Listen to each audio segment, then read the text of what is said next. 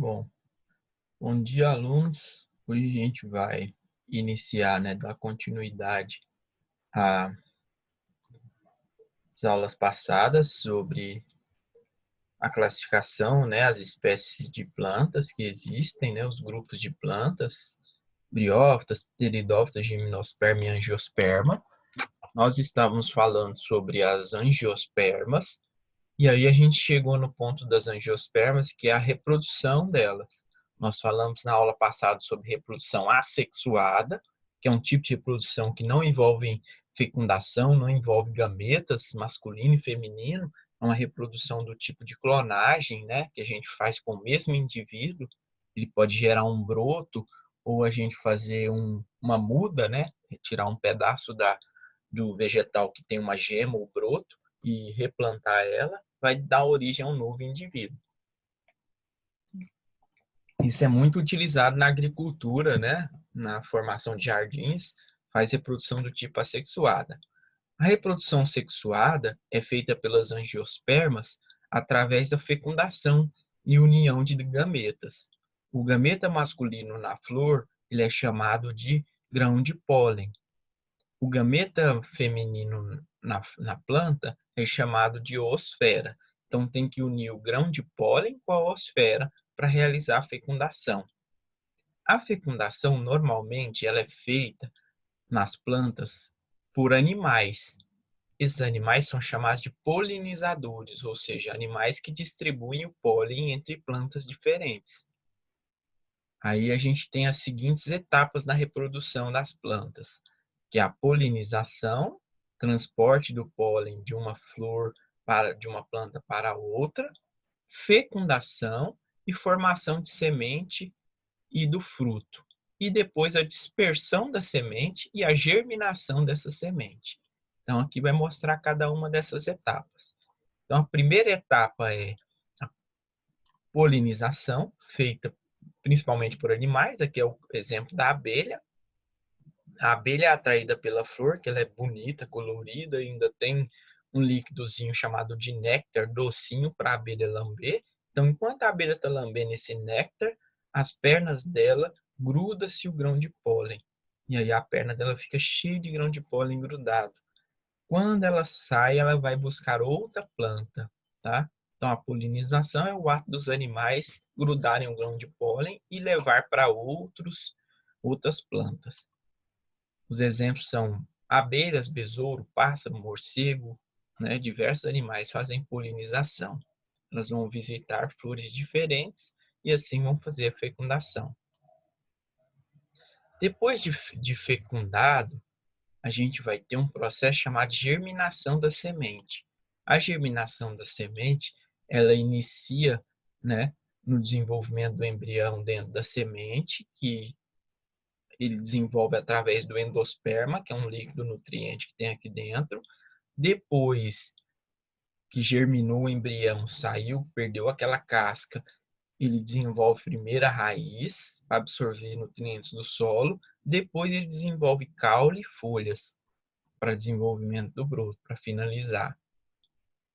Quando a planta é fecundada, o grão de pólen cai no órgão feminino, que é o estigma, e esse grãozinho de pólen não consegue descer do estigma até o órgão feminino que está aqui embaixo, chegar até o ovário. Para isso, ele desenvolve um chamado tubo polínico. O tubo polínico foi a estrutura evolutiva das plantas que possibilitou elas a não depender da água mais para reprodução. Então, ele desenvolve esse tubo grandão que desce pelo órgão feminino, pelo ovário, e fecunda aqui a oosfera, gerando o embrião, e o embrião se desenvolve aqui em volta com a semente, gerando a semente, produzindo o endosperma, produzindo o tegumento do embrião, a casca do embrião, e aí o ovário, que está aqui em volta, ele desenvolve-se no fruto. O fruto, normalmente, ele é atrativo para animais. Nesse caso, aqui vocês estão vendo o esquilo, que acaba comendo a parte atrativa do fruto e dispersando a semente, levando a semente para longe da árvore mãe para que ela se desenvolva, tá? Bom, relação entre angiospermas e animais. Os animais participam de dois processos nas angiospermas. Participam da polinização e da dispersão das sementes, tá? Então, esses animais, ao longo da evolução das angiospermas, eles evoluíram juntamente com as plantas. E aí fazendo com que algumas plantas se desenvolvessem só para aquele animal fazer a polinização ou só para aquele animal fazer a dispersão. O exemplo no livro de vocês traz esse exemplo aqui, ó. Essa espécie de mariposa, ela é especializada em polinizar a planta do gênero Yucca, tá? Essa planta aqui, ela só é polinizada por esse tipo de mariposa, porque a mariposa consegue adentrar e acessar o órgão feminino da planta para depositar o esporo nela. As abelhas são as principais responsáveis pela polinização de flores, porque elas vão buscar o néctar e aí fazem a polinização de diversas espécies, tá? Aqui tem um exemplo também no seu livro desse araçari miudinho de bico riscado, um animal que dispersa semente. Araçari é um tipo de tucano, uma espéciezinha de tucano, que come diversas sementes de árvores. Enquanto ele come a semente de árvore, ele rói a parte gostosa da semente, que é a parte do mesocarpo ali, da casca, e a sementinha, que é a parte dura e ruim, que ele não vai comer, ele regurgita ela. Ele joga para o papo, digere, devolve para o papo e regurgita, ou seja, vomita ela. Quando ele vomita, ele libera essa semente em outro lugar, e assim ele vai fazendo, plantando florestas. Vários passarinhos fazem isso, né? A gente tem a anta como exemplo de mamífero que também dispersa semente, a cutia e outros animais que são plantadores de floresta. Existem outros tipos de frutos que não são gostosos para comer, que o animal não come, né? E dispersa semente.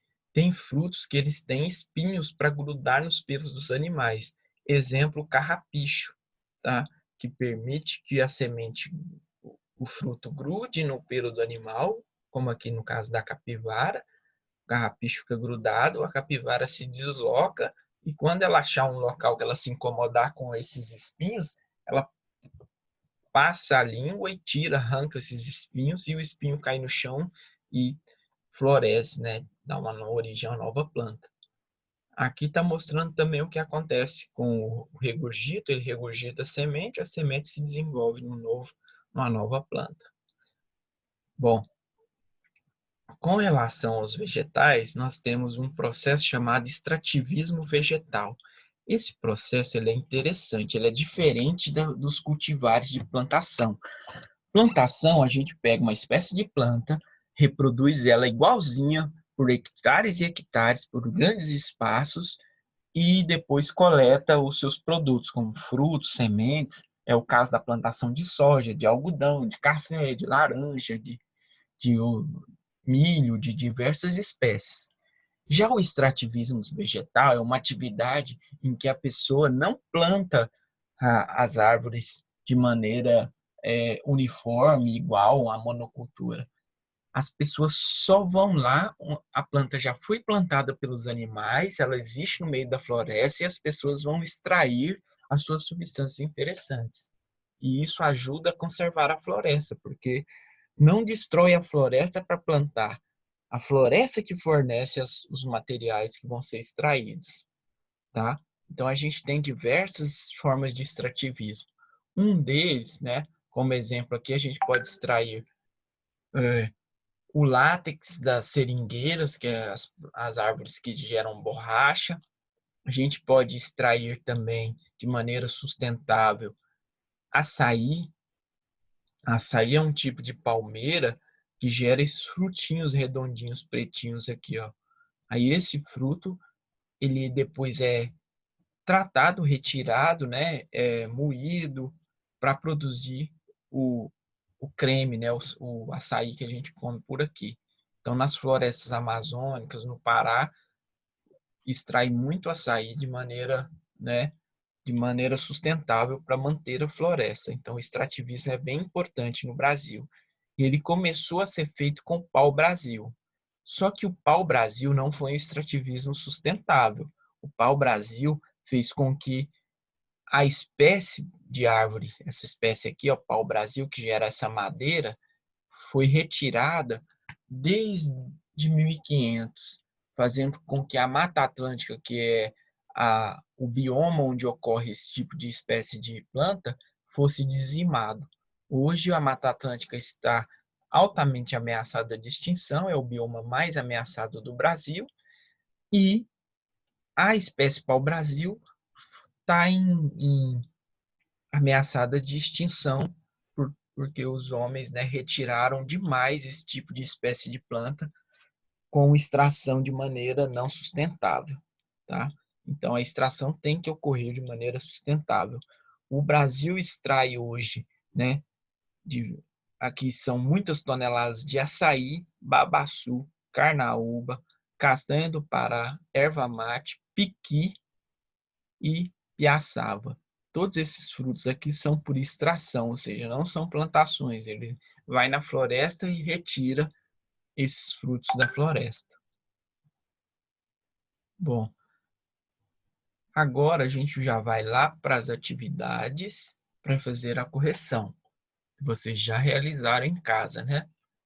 Veja o exercício abaixo e diferencie os frutos, classificando-os em seco, carnoso, baga ou carnoso, drupa. Azeitona. Azeitona tem caroço? Tem. Ela é carnosa? É. Se ela é carnosa, é chamada de carnoso, e se ela tem caroço, é do tipo drupa. Então, azeitona carnoso tipo drupa. Ameixa, do mesmo jeito, é carnosa em volta e tem um caroço. Se tem um caroço, a gente chama de carnoso tipo drupa. Se é carnoso por fora, mas as sementinhas são pequenas, não tem um caroção no meio, a gente vai chamar de carnoso tipo baga. Então, o tomate é um exemplo de carnoso tipo baga. A vagem não é carnosa. O feijãozinho fica aqui dentro e por fora dele não é carnoso. Se não é carnoso, é chamado de fruto seco. Todo fruto que não é carnoso é chamado de fruto seco. Observe a fotografia ao lado. A fotografia representa um dente de leão, que é uma inflorescência que gerou vários frutos. O fruto é essa estrutura aqui de paraquedas, a semente é essa bolinha aqui embaixo. Tá? E que processo está associado à produção de angiospermas e é apresentado nessa figura? Está mostrando a dispersão de sementes através do vento. O vento bate aqui e leva essas sementes para longe da árvore mãe, para que elas tenham chance de sobreviver e de germinar.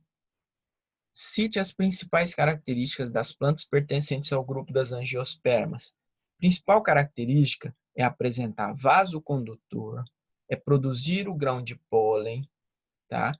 É ter semente e presença de flores que dão origem aos frutos, tá? Angiospermas são as plantas que têm flores e frutos como característica principal, mas ter vaso condutor e semente e grão de pólen também é importante.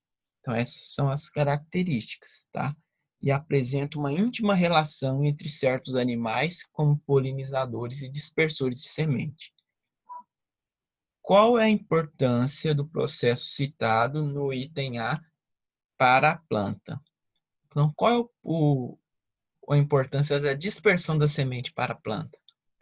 A dispersão das sementes vai auxiliar a planta para que ela ocupe novas áreas e geralmente distante da mãe, porque isso faz com que evite a competição da semente, né, da planta filha com a planta mãe, por nutrientes e água. A planta adulta ganha na competição, por isso que as sementes têm que ser dispersadas ou levadas para novos locais distantes da árvore mãe. Na próxima aí, ele pergunta: o que é necessário para que a semente de dente de leão dê origem a uma nova planta? É necessário que, quando ela atingir o solo, esse solo tenha condições adequadas para o seu desenvolvimento. Quais essas condições adequadas? Disponibilidade de água, ou seja, tem que cair num solo que tenha água, disponibilidade de gás oxigênio, nutrientes no solo, temperatura e luminosidades adequadas para o desenvolvimento da planta. Porque se for uma planta como plantas de área sombreada, elas não podem cair num lugar com muito sol. E se for planta que gosta muito de sol, não pode cair em lugar sombreado, que ela não desenvolve. Então, isso é importante para as plantas. Na próxima questão, fala sobre a pupunha cozida em água com sal, acompanhada de café. Isso é uma refeição típica da região norte do país, tá? Pupunha é esse fruto aqui e aqui é o café. Observando a fotografia ao lado, responda: quais são as partes da pupunheira e do cafeeiro que são utilizados na refeição? Bom, para fazer o café, a gente utiliza a semente do cafeeiro. Pega-se a semente, pega-se o fruto do café, tira-se a semente, resseca a semente e depois tritura ela para fazer o pó de café, para você fazer em casa. Então, o cafeeiro usa-se a semente. A pupunha usa-se o fruto. A pupunha é o fruto. A gente começa a parte carnosa aqui, ó. A semente fica no meio, tá? Então, usa-se o fruto. Do cafeeiro a semente, da pupunha o fruto. Cite outra parte da pupunha que é aproveitada para a alimentação humana. Bom, a pupunha também se extrai o caule dela, conhecido como palmito, tá? Porque ela é uma palmeira. Então, se utiliza-se o caule como palmito para alimentação. Se julgar conveniente, comente com seus colegas, né, que o palmito de pupunha é uma alternativa ao cultivo do palmito jussara, pois a colheita realizada cerca de 1 ano e meio após o plantio é mais rápido do que do palmito jussara, que demora mais tempo para ser extraído. Então, palmito de pupunha é mais fácil do que o palmito jussara. Então, aqui a gente está vendo que o João percebeu que na sua casa apresentavam brotos da batata, como mostra a imagem ao lado. Ele plantou uma das batatas em um vaso com solo e, após algumas semanas, observou uma batateira havia se desenvolvido no vaso. Então, ele pegou os brotinhos lá e plantou a batata e nasceu um novo pé de batata, uma batateira. De qualquer parte da planta se formou, de qual parte da planta, né? De que parte se formou o indivíduo no vaso? A batata, gente, é o caule da planta. Não é raiz, tá? A batata é um caule do tipo tubérculo. Tubérculo é todo caule que fica embaixo da terra, submerso, tá? E guarda nutrientes. Então, é o caule da planta que gera os brotos para gerar a reprodução do tipo assexuada. Então, ele pede para você marcar um X no tipo de reprodução da batata assexuada e pede para falar as diferenças. A reprodução sexuada é a que envolve a união de gameta masculino e feminino, enquanto a assexuada não envolve esses gametas e originam indivíduos de partes do vegetal, como caule, que tem os gemos ou broto, tá? Então, essa seria a resposta correta. Bom, na próxima aí, o que eu estudei é para você completar as, o quadro que resume todo o que a gente estudou sobre os grupos de plantas. Bom, aqui a gente começa com briófitas. Briófitas são plantas que têm vasos condutores ausentes, né? Porque elas não conseguem passar o nutriente por vaso, então elas são plantas pequenas, baixinhas, como o musgo. Nas pteridófitas vai estar presente, nas gimnospermas vai estar presente, na angiosperma vai estar presente, porque tudo são plantas altas, tem vasos condutores. Alternância de geração, todos os tipos de plantas têm, tá? Forma dominante, só nas briófitas é o gametófito, nas outras tudo, quem domina é o esporófito. Semente, vai estar ausente em pteridófitas, que são as samambaias, e nas briófitas, e presente nas gimnospermas e angiospermas. Esperma significa semente, então esses dois grupos têm semente. Essa aqui é a diferença, aqui a semente é recoberta pelo fruto, e aqui a semente fica nua, fica, né, livre. Flores. Flores só vai ter presença nas angiospermas, porque é a flor que origina o fruto. O resto aqui para trás nenhum tem flor. Fruto só vai estar presente também nas angiospermas, porque ela é originada da flor. O resto tudo vai estar ausente. Então, pinheiro não tem fruto, pteridófita não tem fruto, samambaia não tem fruto e musgo não tem fruto. Encontro de gametas. O encontro de gametas ele é dependente da água para a reprodução nas briófitas, nas pteridófitas também, e independente da água, por causa do tubo polínico, né, que desenvolveu nas gimnospermas e angiospermas. O grão de pólen ausente na briófita e pteridófita, presentes nessas duas aqui, ó, porque o grão de pólen que foi o que fez a independência da água. Ele é presente nas angiospermas e nas gimnospermas. Órgãos vegetais, caule, folha e raiz, verdadeiro. Presente só nas samambaias, pinheiros e angiospermas e ausente só na briófita. Cotilédone. Cotilédone são partes das sementes. Só vai estar presente nas angiospermas. Não tem na gimnosperma, não tem na pteridófita, que nem semente tem, e também é ausente na briófita, que também não tem semente.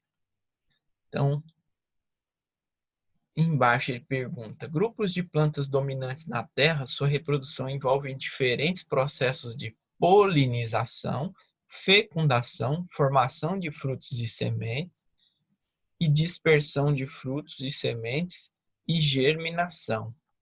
Então, envolve todos esses processos. Envolve a polinização, que é levar o grão de pólen de uma flor para outra. Envolve a fecundação, depois que encontrou, fecundou o grão de pólen. A formação da semente, depois a geração do fruto, a dispersão desse fruto e da semente e a germinação, é o que é o crescimento de uma nova planta. Então aí a gente finaliza o capítulo nesse ponto. Aí até a aula que vem na quarta-feira, a gente vai trabalhar com um exercício de revisão de tudo que a gente aprendeu. Então, até mais, meninos. Finaliza a aula por aqui.